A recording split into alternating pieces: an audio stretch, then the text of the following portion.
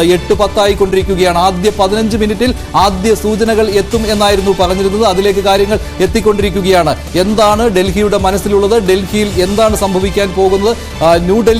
ന്യൂഡൽഹി ഉൾപ്പെടുന്ന പ്രദേശത്ത് 10 സീറ്റുകളാണുള്ളത് അല്ലെ? 10 സീറ്റുകൾ. അവിടുത്തെ സൂചന എന്താണ്? അവിടെ ന്യൂഡൽഹി മണ്ഡലവും അരവിന്ദ് കെജ്രിവാളിന്റെ മണ്ഡലവും ഉൾപ്പെടുന്നതാണ്. അവിടെ കൂടുതലും അപ്പർ മിഡിൽ ക്ലാസ് 2013 കണക്ക് നോക്കുകയാണെങ്കിൽ ആം ആദ്മി പാർട്ടി അന്ന് 28 സീറ്റാണ് നേടിയത്. അതിൽ തന്നെ ന്യൂഡൽഹിയോട് ചേർന്ന് കിടക്കുന്ന പ്രദേശങ്ങളിലായിരുന്നു അന്ന് അവർ വലിയ മുന്നേറ്റം ഉണ്ടാക്കിയത്. അപ്പോൾ ആ ഒരു പ്രകടനം അവർക്ക് ആവർത്തിക്കാൻ സാധിക്കും. കാരണം കേജ്രിവാളിന്റെ വരവ് എന്ന് പറയുന്ന ഒരു മധ്യവർഗത്തിലൂടെ വന്ന് പിന്നീട് താഴെത്തട്ടിലേക്ക് വളർന്ന നേതാവാണ് അരവിന്ദ് കെജ്രിവാൾ. അപ്പോൾ ഈ മധ്യവർഗം ഇത്തവണയും അവരെ തുണയ്ക്കുമോ അതോ BJP ആ വോട്ട് കൊണ്ടുപോകുമോ എന്നുള്ള ചോദ്യങ്ങളൊക്കെ തന്നെ അവശേഷിക്കുന്നുണ്ട്. ഏതായാലും കേജ്രിവാളിനെ സംബന്ധിച്ച് ഈ തെരഞ്ഞെടുപ്പ് രാഷ്ട്രീയ ജീവിതത്തിൽ നിർണായകമാണ്. കാരണം കഴിഞ്ഞ 2 തെരഞ്ഞെടുപ്പുകളിൽ ഒരു ക്ലീൻ ഇമേജ് ആയി പോയ, അഴിമതി വിരുദ്ധ പ്രതിച്ഛായയായി പോയ അരവിന്ദ് കെജ്രിവാൾ ഇത്തവണ അഴിമതിയുടെ പേരിൽ അറസ്റ്റിലായി. അപ്പോൾ അത്തരം വിഷയങ്ങളൊക്കെ തന്നെ ഈ തെരഞ്ഞെടുപ്പ് പ്രചാരണ കാലത്ത് ചർച്ചയായിരുന്നു. അപ്പോൾ പഴയ ഒരു ഇമേജ് അല്ലെങ്കിൽ ജനത്തിന് ഇപ്പോഴും വിശ്വാസമുണ്ടെന്ന് തെളിയിക്കുന്നതായിരിക്കുമോ തെരഞ്ഞെടുപ്പ് തുടങ്ങിയ കാര്യങ്ങളൊക്കെ തന്നെ അവശേഷിക്കുന്നുണ്ട്. ഏതായാലും ആദ്യ ഫലസൂചനകൾ അല്പസമയത്തകം വരും എന്ന പ്രതീക്ഷ തന്നെയാണ് ഇപ്പോഴും ഉള്ളത്. സമയം ഇപ്പോൾ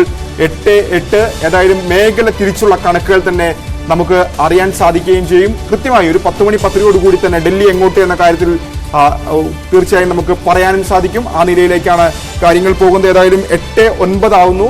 സമയം ഇപ്പോൾ ആദ്യ ഫലസൂചനകൾ അല്പസമയം. ഏറ്റവും കൂടുതൽ സീറ്റുകളുള്ള മേഖല എന്ന് പറയുന്നത് പൂർവാഞ്ചൽ മേഖലയാണ് തോന്നുന്നത്. അവിടെ ഏകദേശം 25 ഉണ്ട്.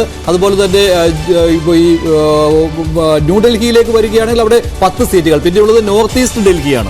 കഴിഞ്ഞ തവണ കലാപം നടന്ന മേഖലയാണ് ഈ നോർത്ത് ഈസ്റ്റ് ഡൽഹി. 2020 കലാപം. ന്യൂനപക്ഷങ്ങൾക്ക് കൂടുതൽ സ്വാധീനമുണ്ട്. ഒപ്പം തന്നെ BJP കഴിഞ്ഞ തവണ സീറ്റുകൾ കൂടുതൽ വിജയിച്ചു. കാരാവൽ നഗർ ഉൾപ്പെടെയുള്ള മണ്ഡലങ്ങൾ അതിലാണ് ഉൾപ്പെടുന്നത്. അപ്പോൾ അവിടെ കഴിഞ്ഞ കാലത്തെ പ്രകടനം BJPക്ക് ആവർത്തിക്കാൻ കഴിയുമോ എന്നുള്ള ചോദ്യങ്ങളൊക്കെ തന്നെയുണ്ട്. പ്രത്യേകിച്ച് ഇത്തവണ കാരാവൽ നഗരൊക്കെ എടുക്കുകയാണെങ്കിൽ അവിടെ കപിൽ മിശ്രയെ, അവിടെ നിലവിലെ സിറ്റിംഗ് സീറ്റാണ്, ആ സിറ്റിംഗ് MLA അടക്കം മാറ്റിക്കൊണ്ടാണ് അവിടെ കപിൽ മിശ്രയൊക്കെ തന്നെ സ്ഥാനാർത്ഥിയാക്കിയത്. അപ്പോൾ ആ ഒരു പ്രകടനം ആ പ്രദേശം ന്യൂനപക്ഷ മേഖലകളിലേക്ക് വരികയാണെങ്കിൽ അവിടെ കോൺഗ്രസിനും ആം ആദ്മി പാർട്ടിക്കുമായിട്ട് വോട്ടുകൾ വിഭജിച്ചു പോകുമോ എന്നുള്ളൊരു സംശയമുണ്ടല്ലോ. അവിടെയാണല്ലോ കോൺഗ്രസ് ചതിയന്മാരാണ് എന്ന് ആം ആദ്മി പാർട്ടി ആവർത്തിച്ച് പറഞ്ഞുകൊണ്ടിരിക്കുന്നത്. രാഹുൽ ഗാന്ധി പോലും ചതിയാണ് കാണിച്ചിട്ടുള്ളത് എന്ന് ആം ആദ്മി പാർട്ടിയുടെ നേതാക്കൾ തെരഞ്ഞെടുപ്പ് പ്രചാരണങ്ങളിൽ പറയുകയാണ്.